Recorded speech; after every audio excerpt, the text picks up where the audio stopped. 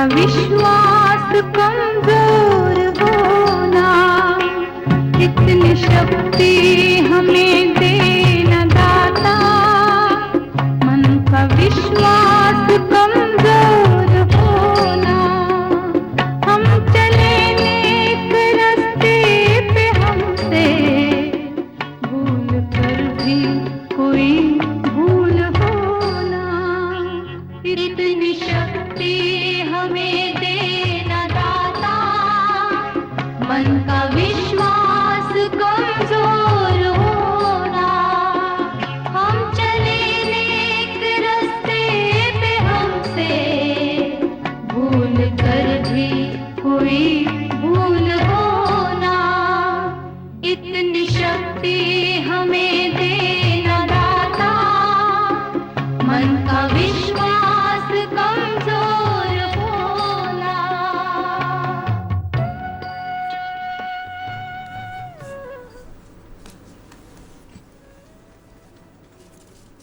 નમસ્કાર. આજે આપણે ખાસ એક હેતુથી મળ્યા છીએ. આપણી સાથે આજે કોમનવેલ્થ ઓફ લર્નિંગ એના શ્રી પ્રોફેસર જ્હોન ડેનિયલ સાહેબ આપણી સાથે છે, જે એના પ્રેસિડેન્ટ પણ છે અને એની સાથે સાથે CEO છે, એટલે ચીફ એક્ઝિક્યુટિવ ઓફિસર છે.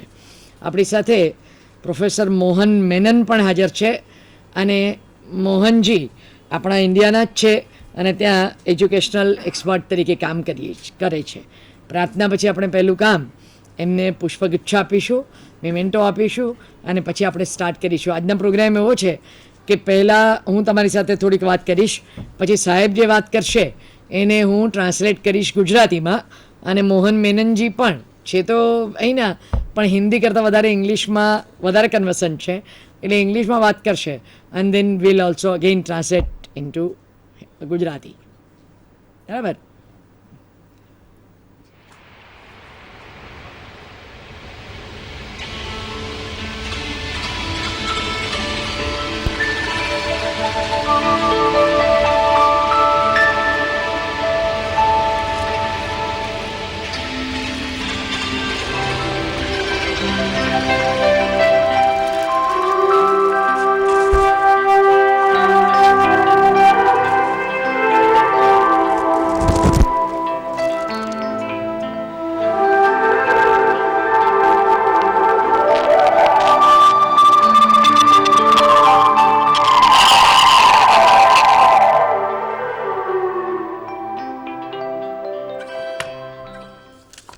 Respected Shri John Daniel, President and CEO of Commonwealth of Learning, Mohan Menon, Educational Specialist, I welcome both the dignitaries and my coordinators at the center and the BISEC, experts of my university, member of my board of management, member of my academic planning board.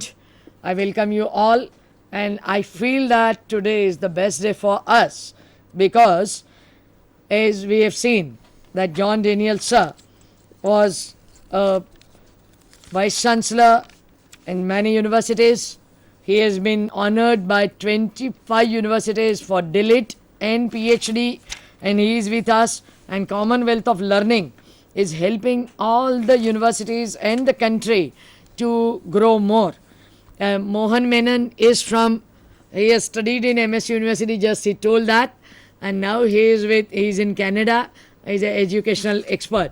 I welcome them, both of them here. Today, let us talk about that what we want is excellence and welfare, excellence and equity through open distance learning, because the today concept has been changed. We are talking that lifelong learning. There is nothing like late or never tomorrow. It's always welcome that if you want to learn, you can come to Open University and you can have a course.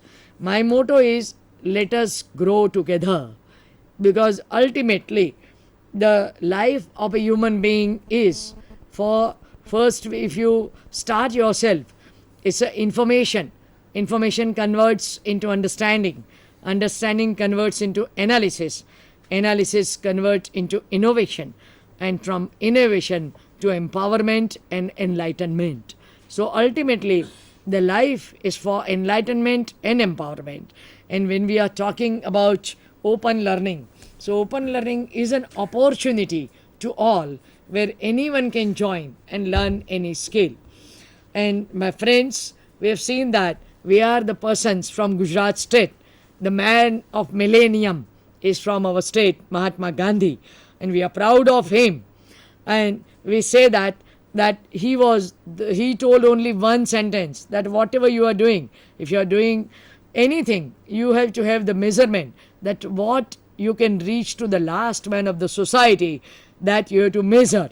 And if you measure that and if you get the result, then your work is good. So from that when we are talking from that state, we have to see that how open and distance learning can enhance our capabilities, enhance our horizons. And we are talking about this when the open university is connecting all. I've seen in liberalization process that no war. Now we are connecting people to everybody, common platform to all. And I request Professor John Daniel here to make a consortium of all the universities where it should be like a bank, that I put my courses there, every university put courses there, and it is free to all, that anyone can take. Because we had a discussion with vice chancellors here before a month, and we decided that with the Kota Open University, with the Bhoj Open University, with the Calcutta Open University and Yashwantrao Chauhan Maharashtra Open University, Maharashtra, that we can take courses, and anybody and every university can take that course, because ultimately duplication of efforts and the investment of time will be avoided. So I request here that he should start this, and because of him only I got that inspiration to talk about, because I met him before 2 years in Delhi, and they were talking about consortium. What we are doing here, we are enhancing our horizons.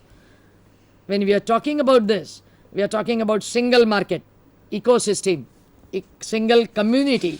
So from this open learning, what we want is that let us be most smarter, faster, and technologically well equipped. And in our university, we have prepared the courses for in the field of commerce. We got around 9 courses. Now this year we are going to start few courses on valuation, and it will add into our courses. Then we have got few courses on health, which is empowering women and children both, and ultimately the total people of state. Then we have got few courses for yoga and nature cure. And nature is, if we use nature, nature cures us, and we need not go for medicine. Those courses we have started.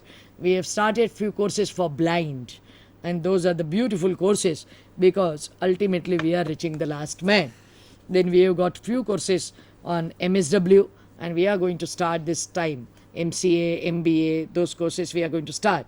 And for sir, the information is this, that from every university one professor will come, and all together will finalize the course with our IIM faculty member, retired faculty member Professor Pestanji is here, and we are going to request him to prepare a course for Gujarat for MBA. And it will be the course of all the universities, open universities together, and it is open for all. I welcome both of you here in Gujarat state, and I feel that I am proud today that you are here, sir, because I have heard your lectures and I have heard about your motivations and inspirations to all. So I request you, Professor Mohan Menon, to speak about open and distance learning for excellence and welfare of people through open distance learning. Please, sir. Thank you. Thank you, Professor Merchant. And I am extremely happy to be here in Ahmedabad. Sorry about my throat. I have a bad throat. Because of two reasons. One, of course, is this is my second home state. I mean, although I come from Kerala, I spent 12 years of my best time of my life in Baroda to study, as well as I worked there for 10 years in the MS University of Baroda, teaching in the Center for Advanced Study in Education. When Madhubai Booch was the head of the institute. And what I always feel that what I am today I really that's attributed to my training I got in case under the leadership of Madhubai Buch, and so I'm really happy and emotional to be here. And secondly, it's again another homecoming because I'm coming back to the Open University system in India. I worked for another 13-14 years in Indira Gandhi Open University as well as the National Institute of Open Schooling after MSU, and so I am back in the system of Open University. I am reminded of the days we had the teleconference conducted in IGNOU, and which has been very effective. Now, there is no doubt that this particular theme of the day is extremely important, although I am not going to talk too much on that because I will leave it to our President of the Commonwealth of Learning to go more into that. But access and quality, as it would show, welfare means access, and quality is of course the excellence part. you cannot have an access without quality. There is no meaning. It is meaningless to have access without quality. It is also meaningless to have quality without equity. See, both these are very important, because you can have an institution with 5 students, extremely taught, well taught, and they all become excellent, in their field. But then that doesn't really help, as Mahatma Gandhi's quotation was, unless it reaches the last person, what we are trying to do, there is no point in our being telling that we are of quality. So for a long time, India has been doing quite well in the area of excellence in certain institutions, pockets of excellence, whether it is Indian Institute of Management or Indian Institute of Technology or any other major institutions. It's excellent, and it can be compared with any best institution in the world. But then we also know that reached, even today, it reaches only just over 6% of the age-specific population. Now, what about then the access? Open University system did come to this country in 1982, and followed by the National Open University, and now there are several Open University, including the Dr. B.R. Ambedkar Open University here. But then still we have not gone beyond 6%. Now that shows how much of further we have to go in this direction of access, maintaining the quality, because there is always, as many of us know, when we joined the Open University, we were also criticized for going for a second-rate education. We were all very concerned because many of us in National Open University, came from best institutions in the country. And when people say that you are in an institution which is going to only take care of numbers and not the quality, we were all really concerned. And in initial stages, I do remember that it were all very painful days, that we had to really make sure, because anything that we do was public. Everybody will look at and say that, oh, this is your material and this is how it is written, and which is not the case in a face-to-face situation. What normally happens in a classroom is more or less a private affair, although it is not entirely private. It's a social interaction going on, but still it is private to the extent that people cannot come and check. But then that's not the case with an Open University. Every material is checked. What happens in the study centers are looked at and reported. So we were very conscious to see that, conscious about that, and to make sure that quality is there in each aspect of what we are doing, whether it is in the identifying the right people to write the material, getting it vetted by the best brains of the country, and also to see that the best people write the material. I remember the first course that I got involved was the postgraduate diploma in higher education. There was no literature even available in higher education, because most of the education literature was in school sector those days. So that we had to depend on vice chancellors. I'm not talking about the international literature, but I'm talking about the Indian literature. So there were writings of good vice chancellors like, for example, Professor Amrit Singh and V.V. John and all these, those were, their writings were used to develop the material. So to make sure that we are referring to the Indian context and make sure that it is relevant to the people who are reading it, and also to make sure that we are actually talking the right content. So it was not an easy thing to do. But I mean, I wouldn't like to go more into that. But the point is that materials become very, very important. The quality of that, and then comes, of course, the whatever support that is to be given in the study centers, the technology, the appropriate technology to be used. Of course, we have changed from 1985 to today. In 20 years, we have much more access to technology. So we are in a position to make sure that the learners are supported effectively. And it's also an equality of the management of the institution, because you might make sure that good learner support can be provided, but if that is not managed properly, like within a state itself, like Gujarat, it's not an easy thing to manage a large number of centers and to make sure things happen in these centers properly. And then you think about the entire country, it's a mammoth task. So to come out with the right monitoring and management system, all these contributes to the quality of the program. And of course, then the access part. With this, we have to reach out to large numbers.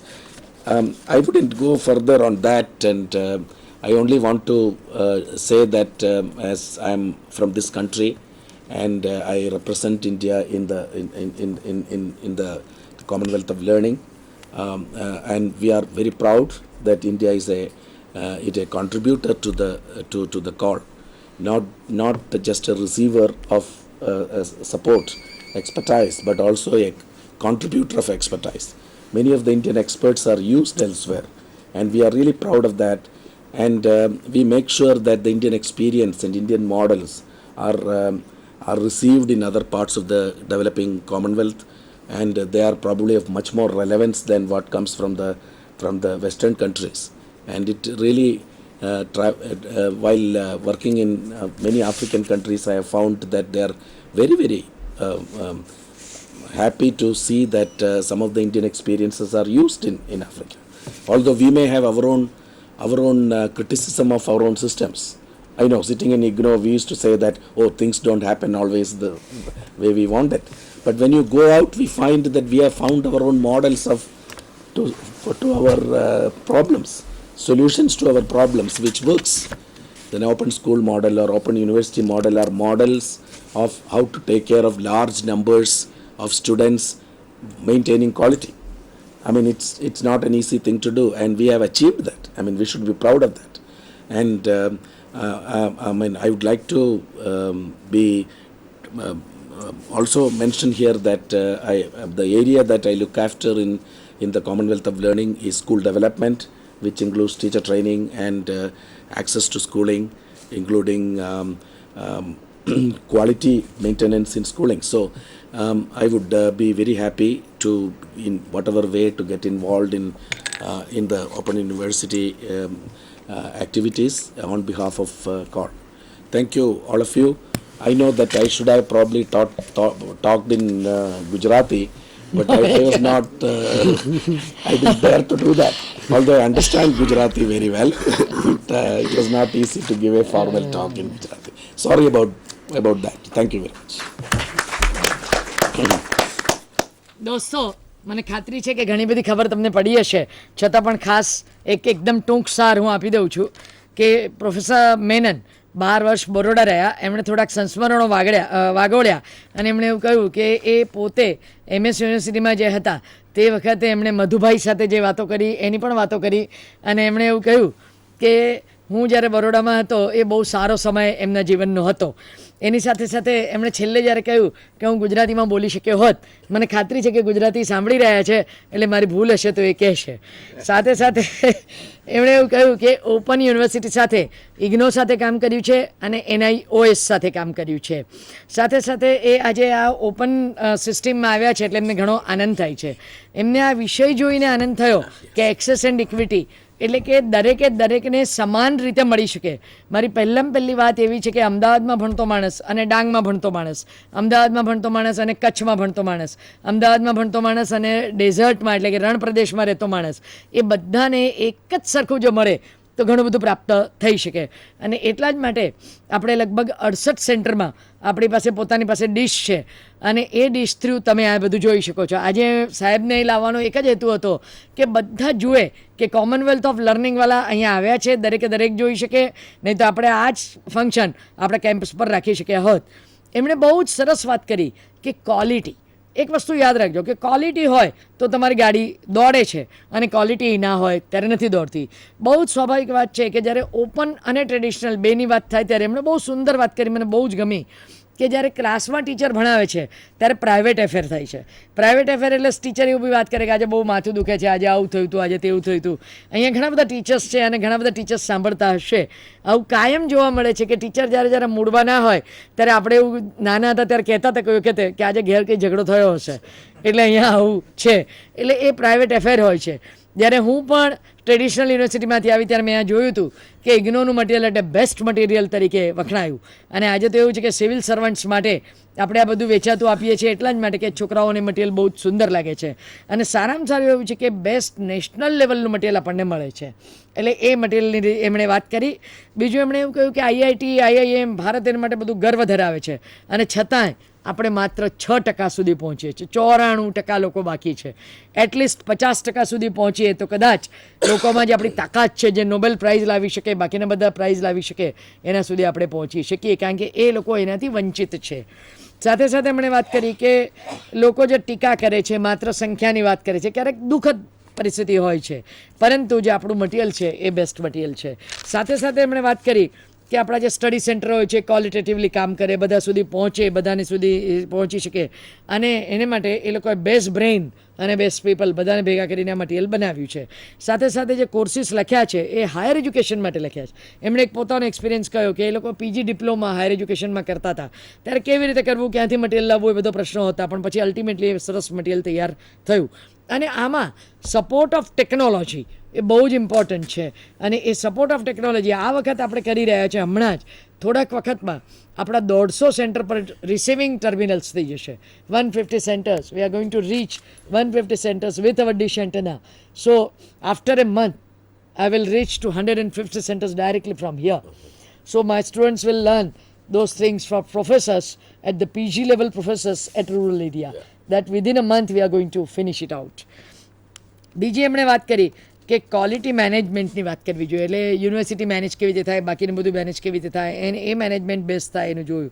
એમણે એવું કહ્યું કે ભારતના પ્રતિનિધિ તરીકે Commonwealth of લર્નિંગમાં કામ કરે છે અને એ જુએ છે કે ભારતનો ફાળો ખૂબ સુંદર છે, રેલેવન્ટ છે. અને એમણે જે આફ્રિકામાં કામ કર્યું એમાંથી એમને લાગ્યું કે ભારતમાં જે બેસ્ટ પ્રેક્ટિસીસ છે એ ત્યાં વપરાય. Sir, I would like to add some information for you that Tata School of Social Work, they invented for good teachers, good practices, and they got some 100 teachers that they are been taking good activities in the class, innovative activities, and out of those 100, 33 are from Gujarat state. So those innovative teachers are here, so we are going to reach this masses very soon.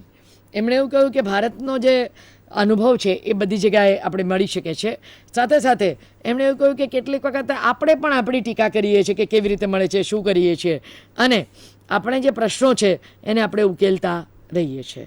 મને લાગે છે કે સારરૂપ આટલી વાત કરી અને now I request professor Daniel to speak with us, and I'll again translate his version into Gujarati. So apna at least coordinators can understand, I'm sure about it, but our students at the places may not understand. So for their benefit, I'm translating it.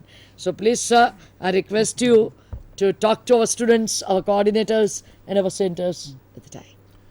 Well, thank you, Vice-Chancellor. I too have a throat problem. In fact, I think I caught my bad throat from Mohan because we've been travelling around India together. That was a tour de force, your translation. I'm going to give you it in shorter bits and you can translate as we go along. So let me say what a pleasure it is to be here. I've been to India many times, but this is my first time in Ahmedabad. And I was delighted yesterday to have the chance to visit Mahatma Gandhi's ashram.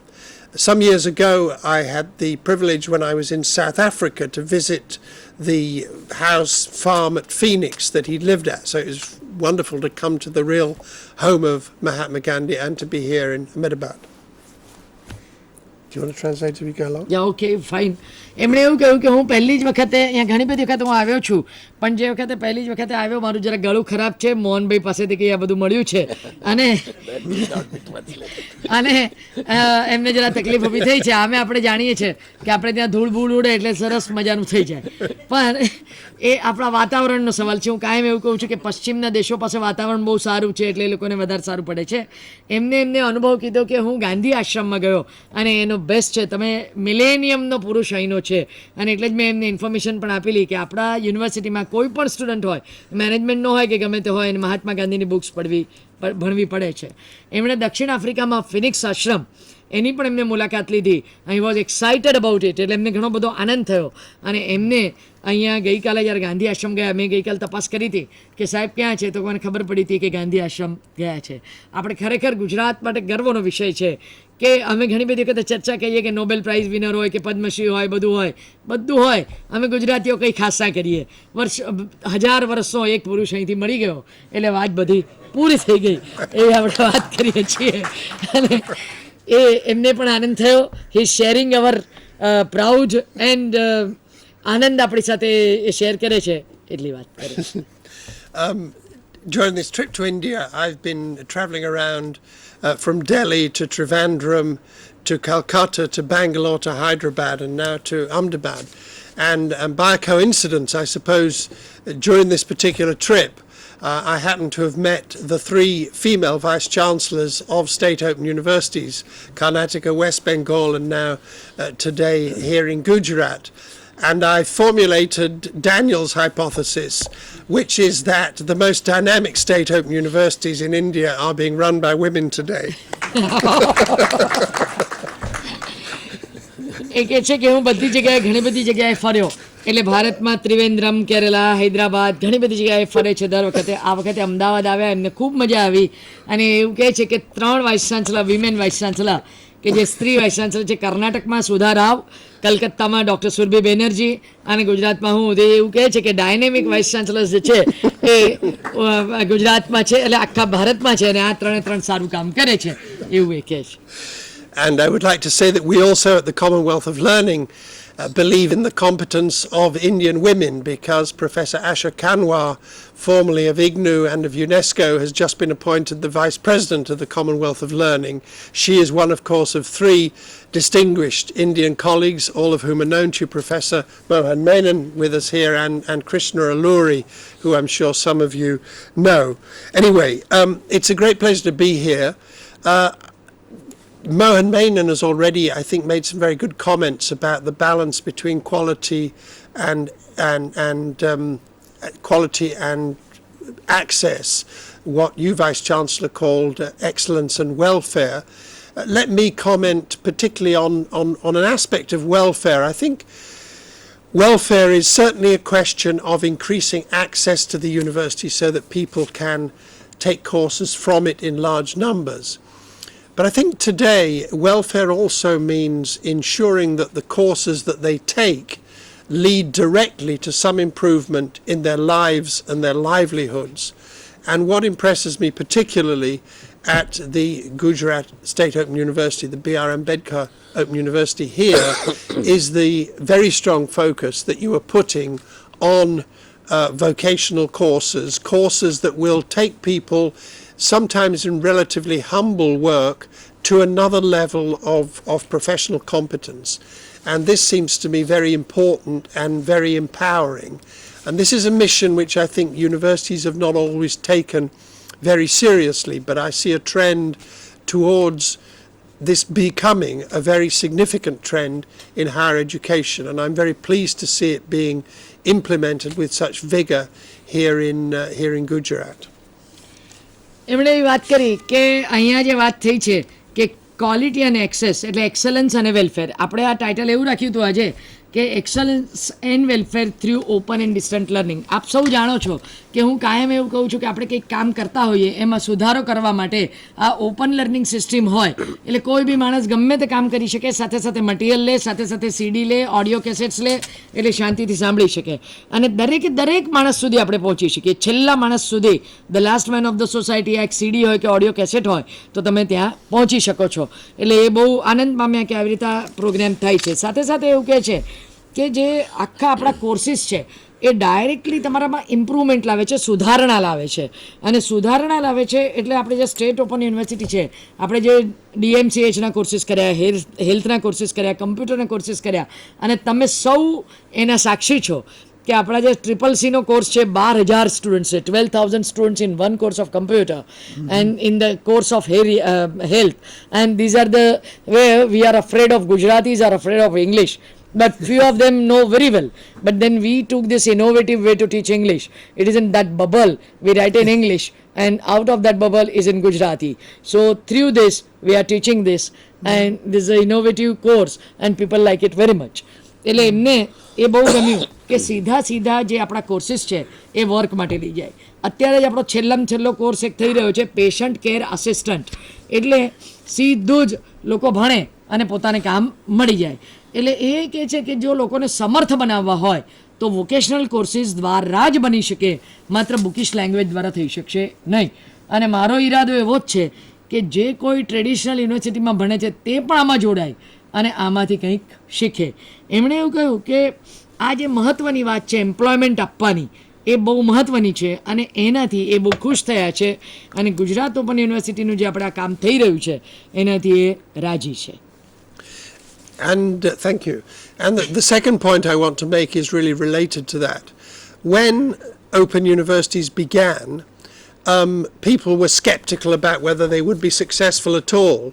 But even those who believed that they might be able to do some useful things were sure that they would only be able to teach fairly theoretical courses and would not be able to teach successfully courses with a strong practical or vocational component.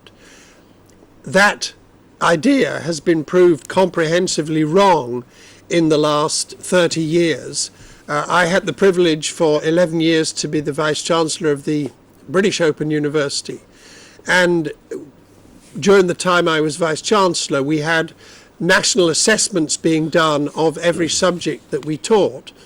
And what was interesting was to find that the quality of our teaching in very practical subjects like general engineering, earth sciences, music, social welfare was judged to be as good as, and in many cases better than, the teaching in the conventional face-to-face universities. In fact, the Open University UK was the only UK university to score 100% when its courses in general engineering were assessed. So I'm not suggesting this is easy, and to teach the very practical courses that you are planning to teach at the B.R. Ambedkar Open University here in Gujarat will be an intellectual or practical challenge, but there is abundant evidence that distance education can teach vocational and practical subjects very successfully, provided one has the imagination to blend the independent study with the practical work, with the field work, with the hands-on experience. Because there's nothing that says that distance learning has to be exclusively done at a distance. You blend that with other experiences, the overall aim being to make a learning experience which is successful for the student and gives them both skills and knowledge. એમને સરસ વાત કરી કે એ British યુનિવર્સિટીમાં એમને જ્યારે open યુનિવર્સિટીમાં કામ થયું ત્યારે ઘણી બધી એની ટીકા થતી હતી કે આ કંઈ બધું થઈ નહીં શકે, સફળતા નહીં મળે, અને સિદ્ધાંત અને પ્રેક્ટિકલ તો થિયરી તો ભણાઈ શકાશે પણ પ્રેક્ટિકલનું શું કરીશું એવી ચિંતા હતી. પણ એમણે જોયું કે વોકેશનલ અને પ્રોફેશનલ કોર્सेस બહુ જ સુંદર થયા. અને 11 વર્ષ વાઇસ ચાન્સલર હતા યુકેની ઓપન યુનિવર્સિટીની, બ્રિટિશ ઓપન યુનિવર્સિટીના. અને ત્યાં એમણે એવું જોયું કે રાજ્યની તમામ, એમના રાષ્ટ્રની તમામ એનું એસેસમેન્ટ થયું તો એમનું જે એન્જિનિયરિંગ સાયન્સ એ બેસ્ટમાં બેસ્ટ કોર્સીસ ગણાયા. અને એમણે એવું કહ્યું કે જો એક કલ્પના હોય, એક ઇમેજિનેશન હોય તો બહુ સુંદર રીતે આ થઈ શકે. અને એમને 100માંથી 100 માર્ક્સ મળ્યા કે એન્જિનિયરિંગમાં સારામાં સારું કામ કરી શક્યા. સાથે સાથે મ્યુઝિક, વિજ્ઞાન એ બધામાં પણ બેસ્ટ કોર્સીસ એ લોકો કરી શક્યા. સાથે એમણે એવું કહ્યું કે પ્રેક્ટિકલ અને એક્સચેન્જના એના બધા ઘણા બધા પુરાવાઓ છે હવે કે જેનાથી હેન્ડ્સ ઓન એક્સપિરિયન્સ મળે, કામ મળે. આપણે પણ કર્યું છે કે આપણે હોસ્પિટલમાં લોકોને મોકલીએ છીએ કામ કરવા માટે. પ્રેક્ટિકલમાં પણ આપણે કહ્યું છે કે 40 કલાક એને શીખવું જ પડે એટલે હાથથી કામ કરે, એવું એમણે બધું કહ્યું. અને એમણે એવું કહ્યું કે માણસ સ્વતંત્ર રીતે ભણી શકે, તો ઇન્ડિપેન્ડન્ટ રીતે ભણી શકે, જ્યારે ટાઈમ હોય ત્યારે વાંચી શકે, પ્રયોગ કરી શકે, અનુભવ કરી શકે અને દૂરથી આ કરી શકે. આપણે જોયું છે કે સીડી મૂકી દઈએ તો અત્યારે જ્હોન ડેનિયલ સાહેબ આજે છે અને 10 વર્ષ પછી જોવા હોય તો you can see in CD that yes, Daniel Saab speak this and it is CD is available and anyone and everyone can see that CD. So he has told that બહુ જ સારું થયું અને સ્કિલ એમનાથી impart થઈ શકશે. Thank you. And my last point, because it might be nice to leave some time for questions, goes to your request earlier that we should set up a consortium to share materials, particularly electronic materials. One of the very hopeful things that is happening at the moment with the advent of e-learning is the prospect of being able to share course materials much more easily. We at the Commonwealth of Learning are very keen on the sharing of materials, and I was delighted to see that here at this university you are using materials from IGNU and are eager to share with others. Just this morning we were at the Centre for Environmental Education here in Ahmedabad, and they are producing what we think is a very good course to train green teachers. The demand for this across India will be very large, and they are working with other institutions, possibly with your university, so that they can offer this course and therefore they can reach very large numbers without the Centre for Environmental Education having to equip itself to deal with tens of thousands of students. So I think this move to be able to share materials electronically, even if the materials are later put into print or video format, is a tremendous leap forward. And we at the Commonwealth of Learning certainly are working internationally with states and institutions to drive this concept forward, and we very much appreciate the support that we clearly are going to get from you here in Gujarat, Vice Chancellor. So I'll stop there. Thank you very much. એમણે એવું કહ્યું કે મેં એમની સાથે વાત કરી, કારણ કે એમણે 2 વર્ષ પહેલાં દિલ્હીમાં વાત કરી હતી કે કન્સોર્ટિયમ બનાવીએ, અને મારું પોતાનું એક ચોક્કસ માનવું છે કે ઇન્દિરા ગાંધી ઓપન યુનિવર્સિટીના જે કોર્સીસ છે સારામાં સારા કોર્સીસ છે. અને મેં બાકીની બધી યુનિવર્સિટીના કોર્સીસ જોયા તો આપણે લોકલ લેવલ પર ઘણા બધા કોર્સીસ કરીએ છીએ. દાખલા તરીકે આપણું યોગ વિજ્ઞાન અને નેચર ક્યોર મલેશિયા યુનિવર્સિટીએ માગ્યું છે. આપણું જે જાપાને એવું કહ્યું મને કે યોગ વિજ્ઞાન, I am called by Japan people and they want my course of યોગ વિજ્ઞાન, and Malaysia people they would like to have nature cure વિજ્ઞાન, and we are translating into English. તો એમણે વાત કરી કે એ બહુ સુખી થશે કે બધા લોકો ભેગા થઈને અને આ મટીરિયલ શેર કરે. મારો એક જ ઈરાદો છે કે એકની એક વાત પર ડુપ્લિકેટ એફર્ટ્સ કર્યા જ કરીએ, એના કરતાં કોઈકે સરસ કર્યું હોય તે આપણે લઈ લઈએ અને એનું આપણે આપણી રીતે શેપ કરીને મૂકીએ તો વધારે સારી રીતે થઈ શકે. અને દોસ્તો ખાસ કહેવાનું કે યશવંતરાવ ચૌહાણ મહારાષ્ટ્ર ઓપન યુનિવર્સિટી પાસે આપણે એમએડનો કોર્સ લીધો. આપણે જોઈન્ટ સર્ટિફિકેશન કરવાના છે. We are going to joint certification with YCMOU, because vice chancellor YCMOU પણ કહેશે અને આપણે પણ સાઇન કરીશું અને એમએડ આપણે શરૂ કરવાના છીએ. એટલે એ પ્રકારના કોર્સીસ આપણે એ એવું કહે છે કે અહીંયા CEE centre for environmental education એ લોકો સાથે જો આપણે જોડાઈએ, ત્યાં હતા અને 10,000 સ્ટુડન્ટ્સને એમને મળવું છે, કારણ કે સારામાં સારું એ છે કે ગ્રીન ટીચર એટલે કે શિક્ષક પોતે જ આ એક કન્સેપ્ટ એ કરે તો એવો એક બહુ સુંદર કોર્સ એ લોકોએ કરેલો છે અને આપણે એમની સાથે શેર કરવું જોઈએ. હી ઇઝ વેરી હેપી કે જો આપણે આ બધા લોકોને ભેગા કરીને અને સાથે કામ શરૂ કરીએ, અને કોમનવેલ્થ ઓફ લર્નિંગ એને માટે તૈયાર છે. મને એવું લાગે છે કે કોમનવેલ્થ ઓફ લર્નિંગે આ પ્લેટફોર્મ પૂરું પાડ્યું. I am really thankful to you because you before in 2004 we met in Delhi, and on that time I was preparing course on Panchayat. Now it is on and Panchayat people have taken that. Around 200 students I got from Panchayat, this governance in a rural area. They've taken my course. So from that day I was thinking that, and all the universities are together and we are sharing courses of each other. Only we need is only platform, that okay, COL is doing this, so we can connect all and together. And એમને કહ્યું કે એ કરવા તૈયાર છે. એટલે આપણે 2 જ વસ્તુ એમને કહી હતી. એક આપણે કહ્યું હતું કે we would like to have courses of COL of MBA, because we have got very good strength. We have got two people. One is in Academic Planning Board, Professor Pessanji, and one is in Board of Management, Professor Pandya. Both are from that. And we have got one Urvesh Shah, is a chartered accountant. He is an expert of ours. And they could be sit together and we can start our MBA program, because Gujarat is known for entrepreneurship, and Gujarat is known everywhere in every corner of world. Gujarati you will see, and they are very entrepreneur and they are very good people and dynamic people. So I would like to have that course here, if you can discuss about it, and if there are hitches or problem we can solve it out, and I am sure that we can start this course here. એટલે એમણે આજે આપણી સાથે બહુ બધો એ વ્યક્ત કર્યો. કેટલાક જો સવાલો હોય, કેટલાક કોઈને કંઈ પૂછવું હોય તો પૂછી શકો છો ગુજરાતીમાં.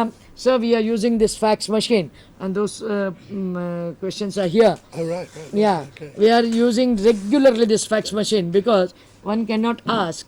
The civil services training is going on. We are giving courses. right, It is in Gujarati.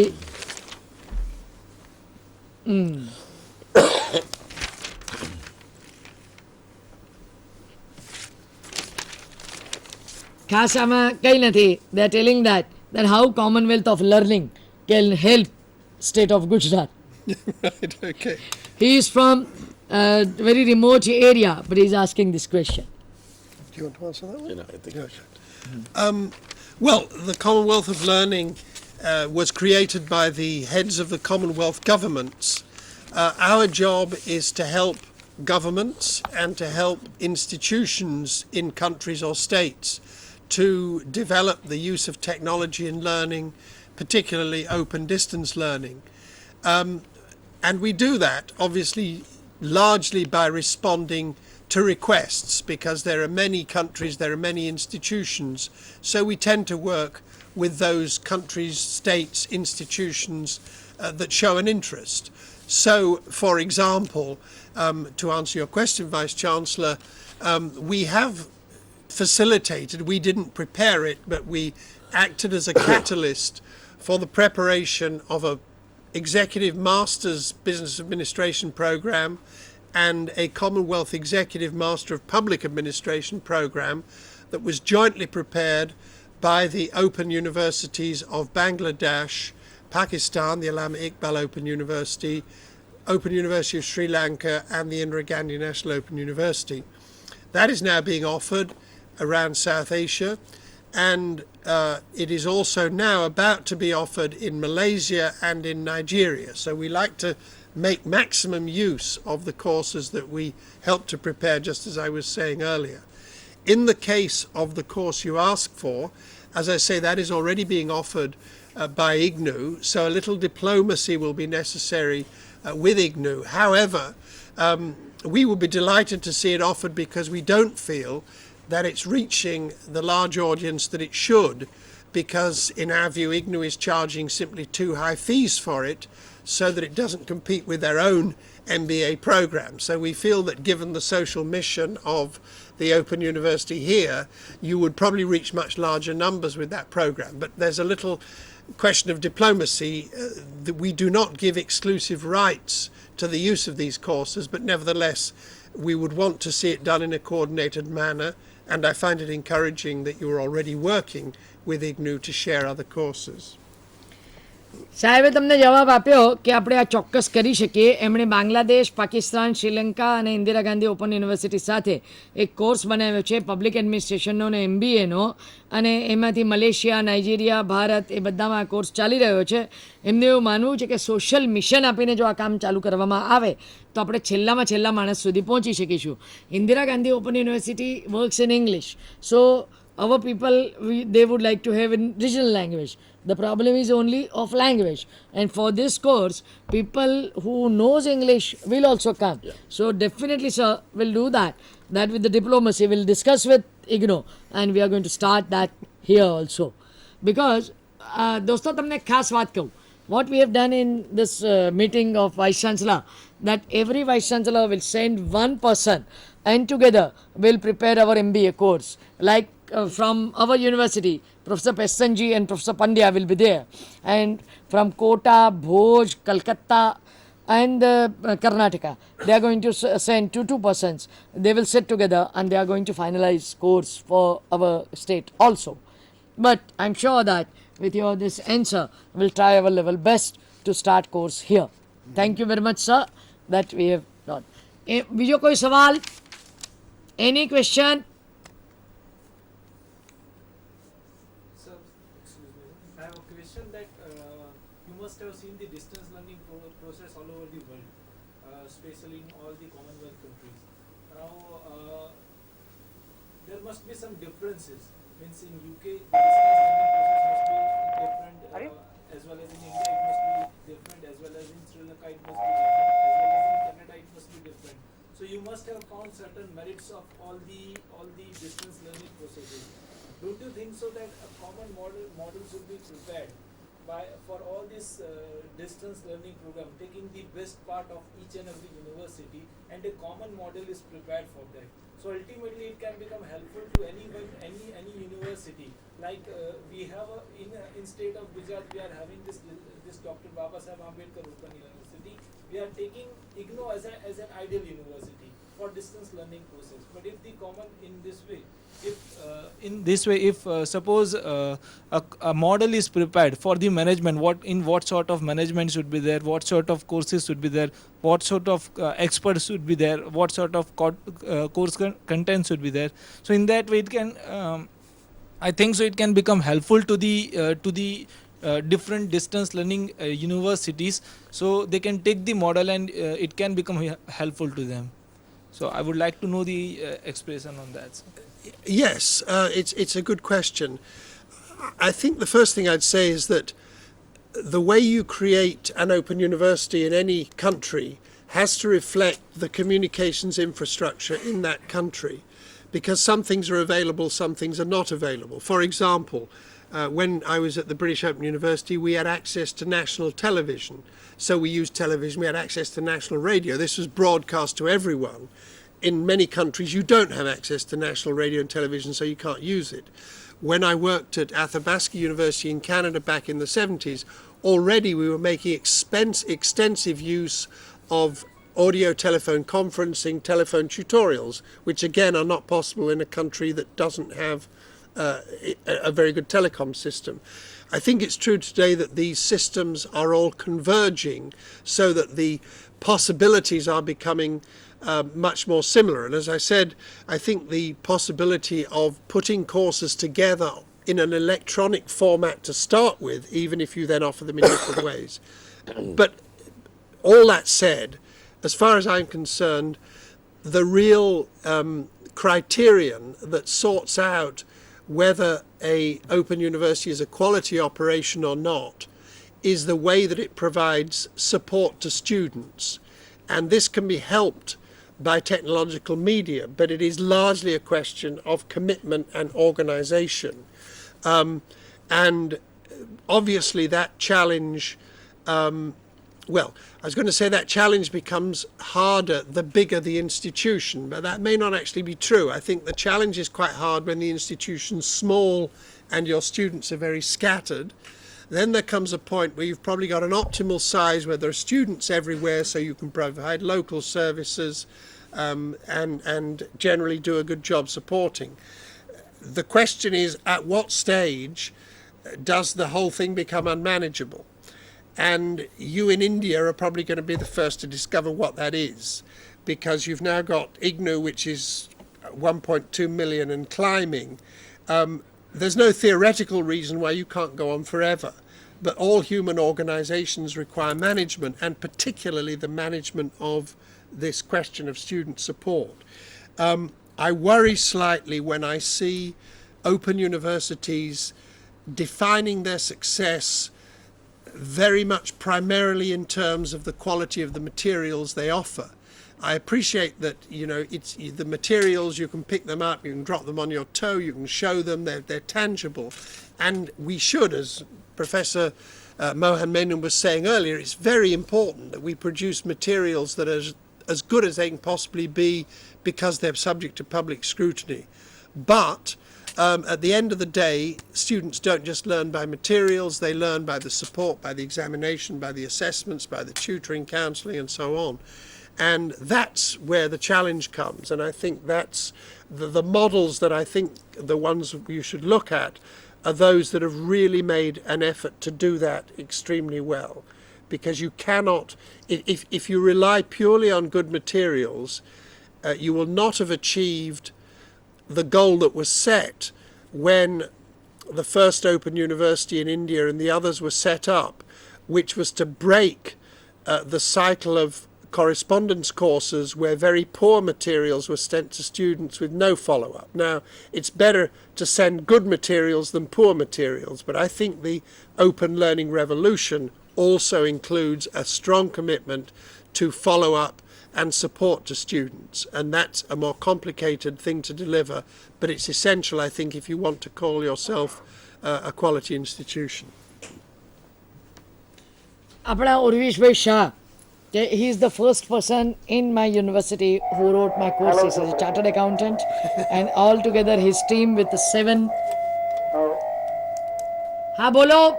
They are asking on phone. Yes, I am Manubhai Mehta from Khadasli. हाँ बोलो. I may request that whether there is any coordination between, as we have coordination in national level in the universities. Is there any step to coordinate with the international open universities so that we can get common curriculum from a very village of India to any nation? That he is asking the question that is there any coordination between international universities to take courses from any nation or something like a consortium? It's the answer to that is it's just beginning, and we at the Commonwealth of Learning are encouraging it. I suspect that we are probably doing more with that than anyone else. I mentioned the Commonwealth MBA program. Another example I would give is we helped the University of Technology Jamaica to develop a program for the training of teachers of technical and vocational education. Often these teachers are very good with the skills that they're teaching, but they have no teaching training. So we developed this course with the University of Technology Jamaica for use in the Caribbean. But that course is now being adapted for use in the West African country of Ghana. And more recently, we've heard that the Allama Iqbal Open University in Pakistan is interested in using it because Pakistan is placing a huge emphasis on the expansion of vocational education and training. These are examples. We are very keen to encourage them, and obviously we're alert. We would like to know about courses that you have that you consider particularly interesting that might go elsewhere. You said you were translating your course on yoga into English. That might be something that would carry elsewhere in the Commonwealth, because many institutions simply don't have the resource or the interest to develop the course themselves from scratch for what might be quite a small audience. But if the course is already available, then it's a simple matter to offer it and to try and give support for it. खड़सली वाला जवाब पहला आपी दिए. Okay, आप पाटण बोलो. So is another question. Yes. Hello, madam. हाँ बोलो. Good afternoon to everybody. Good afternoon. And on behalf of North Gujarat University and Ambedkar Open University Study Center, I heartily welcome you and Professor John Daniel and Professor Menon also.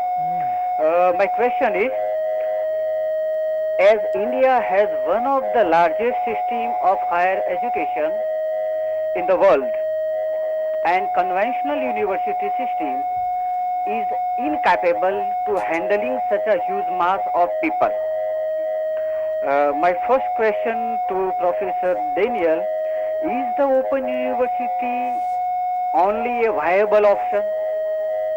Second question to the Professor Daniel, for excellency point of view, what is the role of information technology in open distance learning process?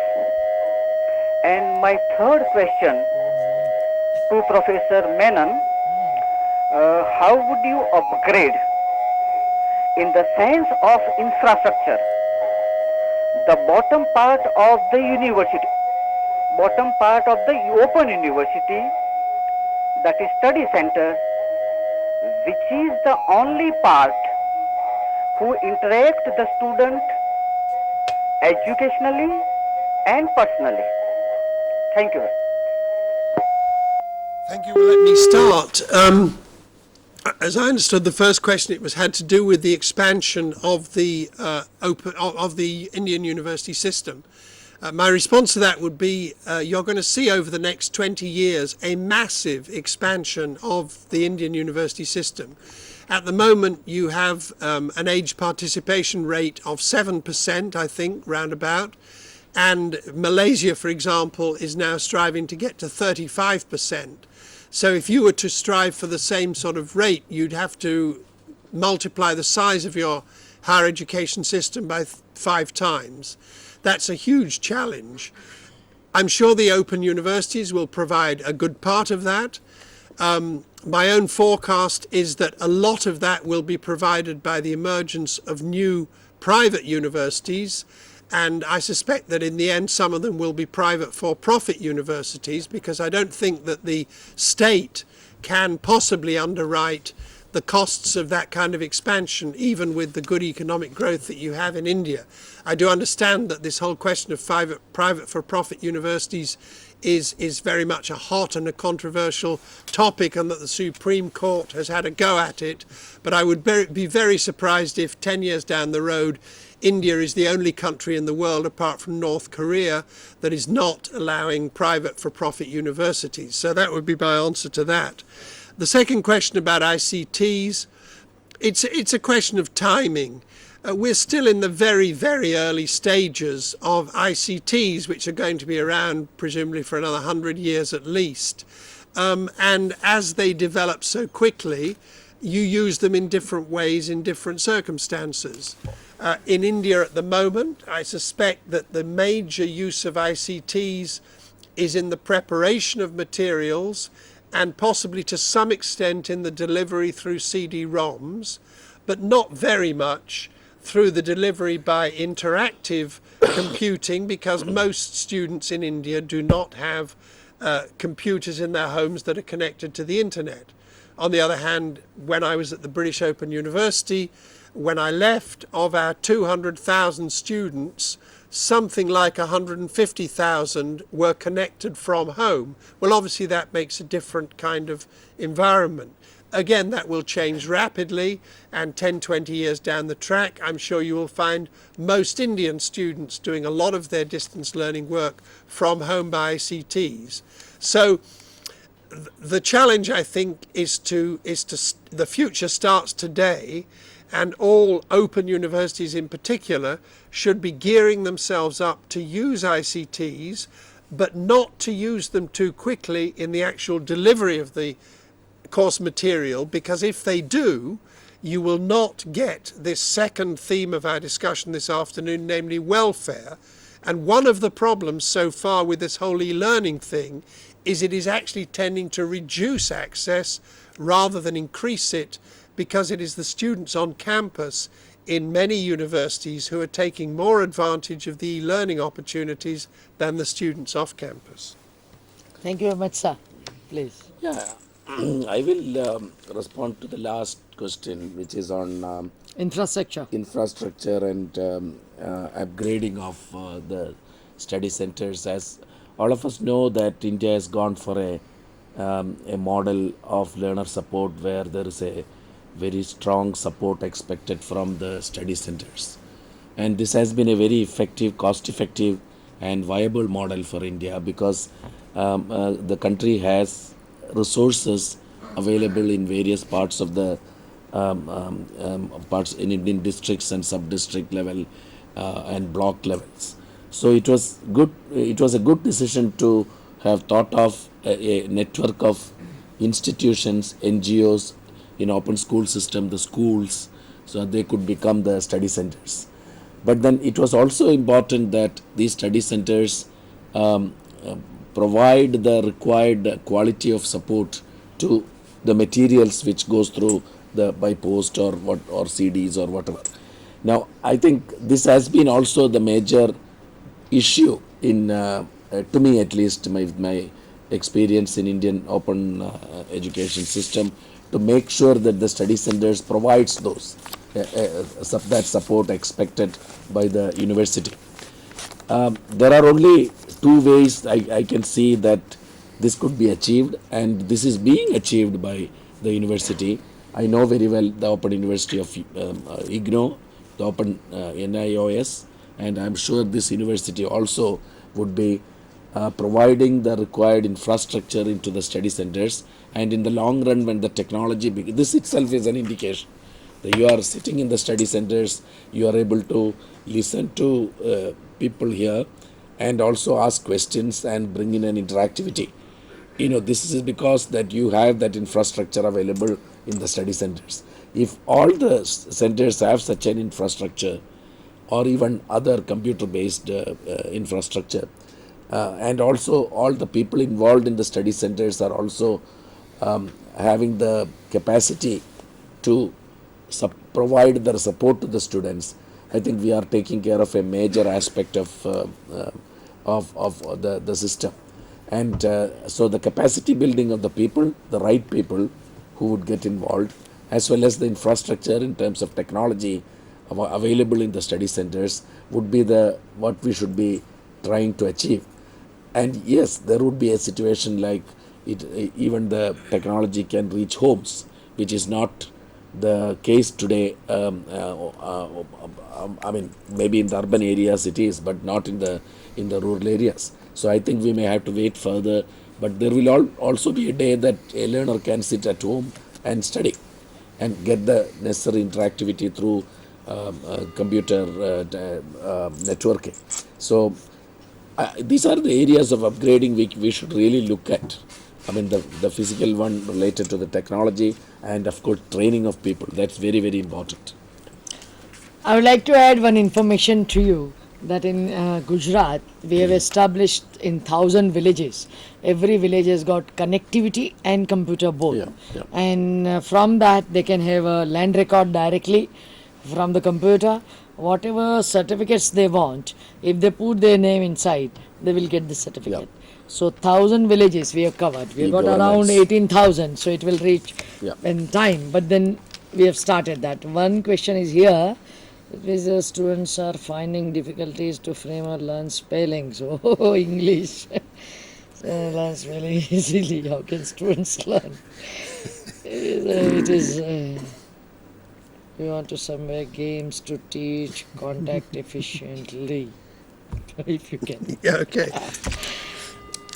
There are two questions. The first is that many students find difficulty with spelling. How can students learn spelling easily, and how can students learn to write English? I wish there were an easy way of learning spelling. I mean, I've been at this for 60 years, and I still sometimes have to think how to spell words. And I'm not multilingual. I'm simply bilingual in French and English. And actually, I mean, this sounds like a silly answer, but the best way to learn to write English is to write English.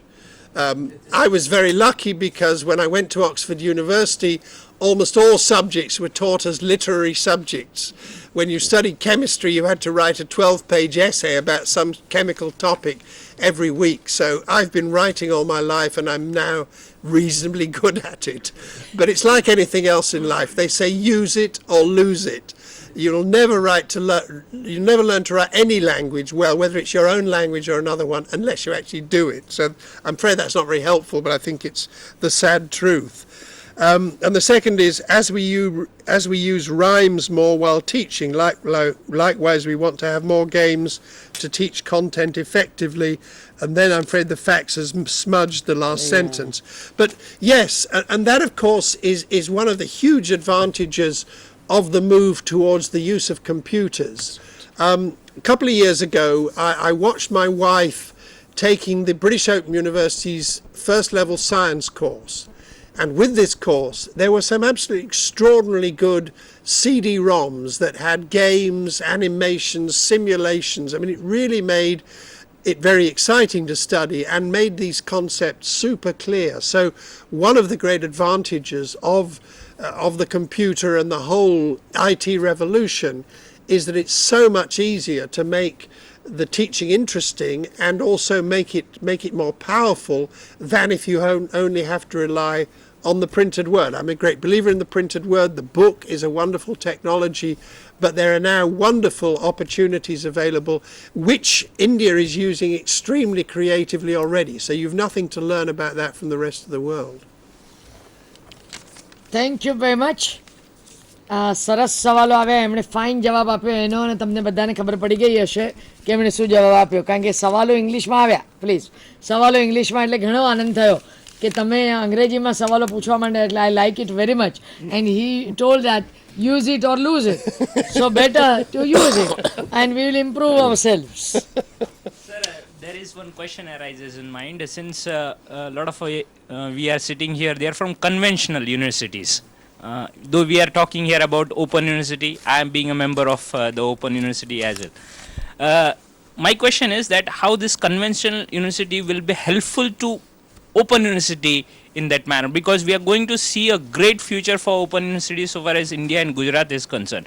So do you have some suggestions to the conventional universities to help out the Open Universities in that manner? Well, yes, I think Professor Menon has already mentioned one, and that is the study centres and the use of facilities. I would be surprised if the conventional universities will for long make a gift of these.